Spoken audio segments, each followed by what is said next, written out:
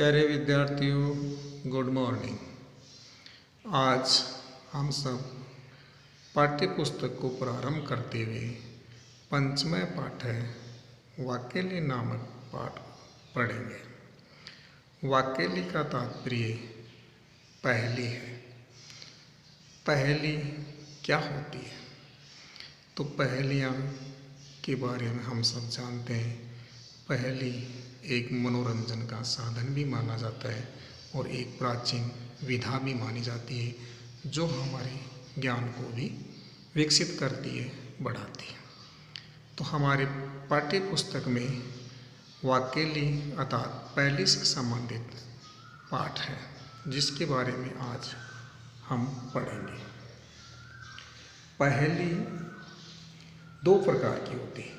एक पहेली ऐसी होती है जिसमें पहेली के अंदर ही कहीं न कहीं उसका उत्तर छुपा हुआ होता है। एक पहेली ऐसी होती है जिसके बारे में हम पढ़ते हैं और हमें उसका उत्तर बाहर से खोजना पड़ता है। पहेली कई प्रकार से पूछी जाती है और पहेलियों को अनेक प्रकार की भाषाओं में, चाहे वो किसी भी प्रकार की भाषा हो, हर भाषाओं में पहेलियों का प्रयोग किया जाता है। तो पाठ को प्रारंभ करने से पहले पहेलियों के बारे में जानते हैं कि ये पहेलियाँ क्या होती हैं। तो पाठ परिचय के रूप में जानते हैं। पहेली को कौन नहीं जानता, अर्थात पहेलियों के बारे में हम सब जानते हैं। अथवा मनोविनोद करने वाली पहेली किसी व्यक्ति को आकर्षित नहीं करती है। यानी मनोविनोद करने वाली जो पहेलियाँ होती है किसी व्यक्ति को आकर्षित नहीं करती है। यह मनोरंजन की प्राचीन विधा है और यह प्राचीन समय से चली आ रही मनोरंजन की एक विधा है। प्रहेलिका, उक्ति, विचित्री, वाक्यली आदि पहेली के पर्यायवाची पद है। प्रायः संसार की सभी भाषाओं में पहेलियाँ चलती है। पहेली में प्रश्न होता है जिसका उत्तर श्रोताओं द्वारा खोजा जाता है। यानी पहेलियों में प्रश्न पूछे जाते हैं जिनका उत्तर श्रोता यानी सुनने वालों के द्वारा खोजा जाता है। पहेली दो प्रकार की होती है, सवपद उत्तर पहेली और असवपद उत्तर पहेली। सवपद उत्तर पहेली में पूछे गए प्रश्नों का उत्तर पहेली के पदों में ही कहीं न कहीं छुपा हुआ प्राप्त होता है और असवपद उत्तर पहेली में उत्तर बाहर से होता है, पदों में नहीं। पहेलियों में जो चमत्कार दिखाई देता है वह है कभी यमक अलंकार, कभी श्लेष अलंकार और कभी संधि और समास से भी हमें प्राप्त होता है। पहेलियाँ न केवल मनोविनोद करने वाली होती है, यानी पहेलियों से केवल मनोरंजन ही नहीं होता है बल्कि बौद्धिक व्यायाम यानी बुद्धि का व्यायाम को करने वाली भी होती है। यह शब्दगत क्रीड़ा भी है और यह एक पदों का खेल भी माना जाता है और बौद्धिक क्रीड़ा भी है। इससे हमारे मस्तिष्क की पहचान भी होती है। संस्कृत में कवियों ने पहेली परंपरा का संवर्धन किया और संस्कृत में जो अनेक प्रकार के कवि हुए हैं उन्होंने पहेली परंपरा का संवर्धन किया। इस पाठ में कुछ प्रसिद्ध पहेलियाँ अनेक प्रकार के ग्रंथों से संकलित करके यहाँ प्रस्तुत की गई है जिनके बारे में आज हम पढ़ेंगे। पहेलियाँ पढ़ने से पहले पहेलियों के बारे में हमें पता होना चाहिए कि किस प्रकार की पहेली है जिससे हमारी बुद्धि का विकास होता है और परीक्षा की दृष्टि से भी ये महत्वपूर्ण होती है। कई बार संस्कृत व्याख्या भी इसी वाक्यली नामक पाठ से पूछी गई है, जो पहेली के माध्यम से पूछी जाती है। तो आओ प्रारंभ करते हैं।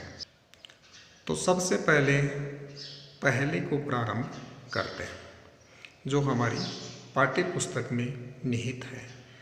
कस्तूरी जायते कस्मात् को हन्ति करिणाम कुलम किम कुर्यात् कातरो युधे मृगात् सिंह पलायते। कस्तूरी जायते कस्मात्, कस्तूरी किससे उत्पन्न होती है। को हन्ति करिणाम कुलम, को यानी कौन, हन्ति यानी मारता है, करिणाम यानी हाथियों के, कुलम यानी कुल या वंश को, हाथियों के कुल को कौन मारता है। किम कुर्यात् कातरो युधे, किम यानी क्या, कुर्यात् यानी करता है, कातरो यानी कायर, युद्ध यानी युद्ध में, कायर युद्ध में क्या करता है। तो ये 3 चरण है। चौथा चरण है मृगात यानी मृग या हिरण, सिंह शेर, पलायते यानी भाग जाता है। तो ऊपर के जो तीनों प्रश्न है, इनका उत्तर चौथे चरण में दिया गया है। तो कस्तूरी जायते कस्मात्, कस्तूरी किससे उत्पन्न होती है। तो मृग से यानी अर्थात हिरण की नाभि से। को हन्ति करिणाम कुलम, हाथियों के वंश को कौन मारता है। तो सिंह यानी शेर मारता है। किम कुर्यात् कातरो युधे, कायर युद्ध में क्या करता है। तो पलायते यानी भाग जाता है। कुछ शब्दार्थ दिए गए हैं। कस्तूरी सुगंधित द्रव्य विशेष एक पदार्थ है।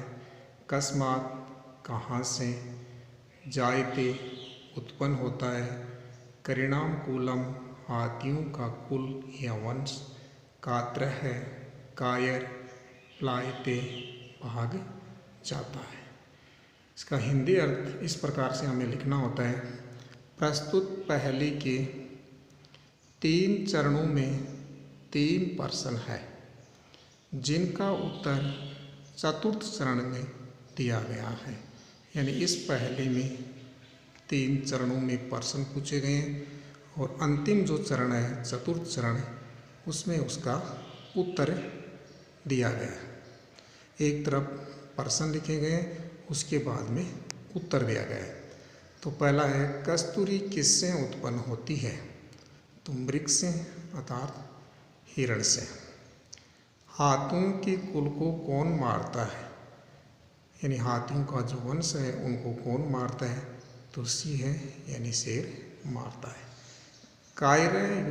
कायर युद्ध में क्या करता है। उत्तर मिला है पलायते यानी भाग जाता है। तो कस्तूरी किससे उत्पन्न होती है, मृग से। हाथियों के कुल को कौन मारता है, सिंह यानी शेर मारता है। और कायर युद्ध में क्या करता है, भाग जाता है। एक बार फिर इसे पुनः पढ़ते हैं।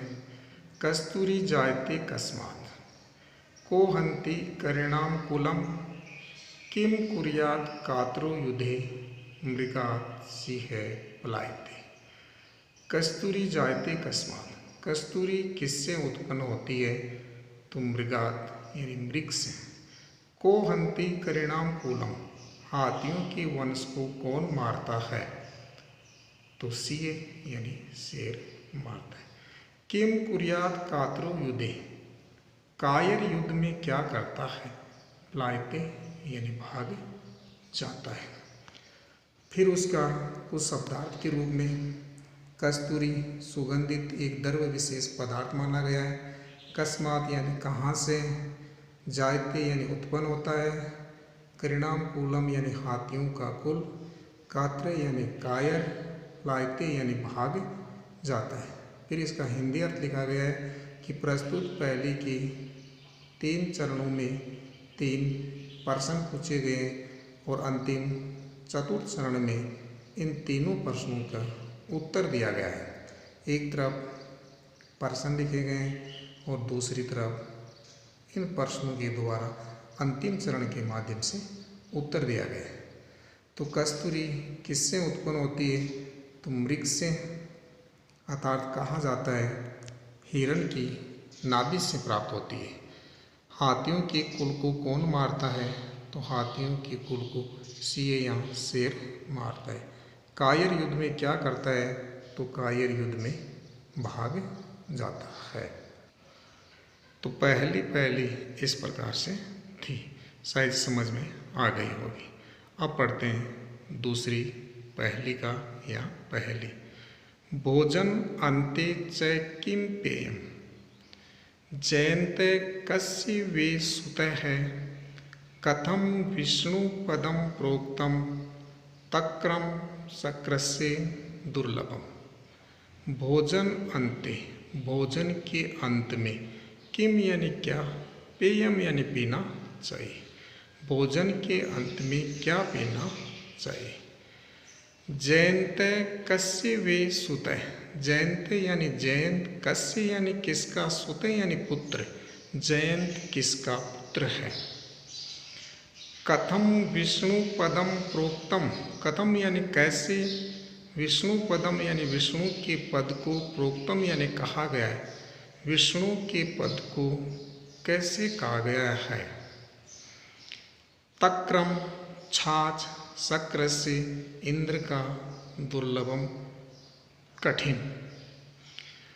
तो भोजन अन्ते च किम पेयम, भोजन के अंत में क्या पीना चाहिए। जयंत कस्य वे सुतः, जयंत किसका पुत्र है। कथम विष्णु पदम प्रोक्तम, विष्णु का पद कैसा कहा गया है। तक्रम शक्रस्य दुर्लभम, छाछ इंद्र का, दुर्लभम यानी कठिन। तो कुछ शब्दार्थ है। भोजन अन्ते यानी भोजन के बाद या खाने के बाद। पेयम यानी पीना चाहिए। जयंत यानी इंद्र का पुत्र, सुत यानी पुत्र, विष्णु पदम यानी विष्णु का पद, प्रोक्तम यानी कहा गया है, तक्रम यानी छाछ। तो इसका हिंदी अर्थ दिया गया है। प्रस्तुत पहली के प्रथम 3 चरणों में 3 प्रश्न तथा चतुर्थ चरण में उनके उत्तर दिए गए हैं।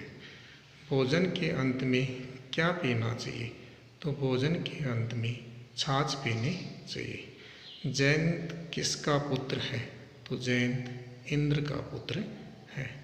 विष्णु पदम या विष्णु का पद कैसा कहा गया है। तो विष्णु के पद को दुर्लभ या कठिन कहा गया है। तो इस प्रकार से हमारी दूसरी पहेली थी। एक बार फिर से इन सभी पहेलियों के बारे में पढ़ते हैं। तो प्रारंभ करते हैं। कस्तूरी जायते कस्मात् को हन्ति करिणाम कुलम किम कुर्यात् कातरो युधे मृगात् सिंह पलायते।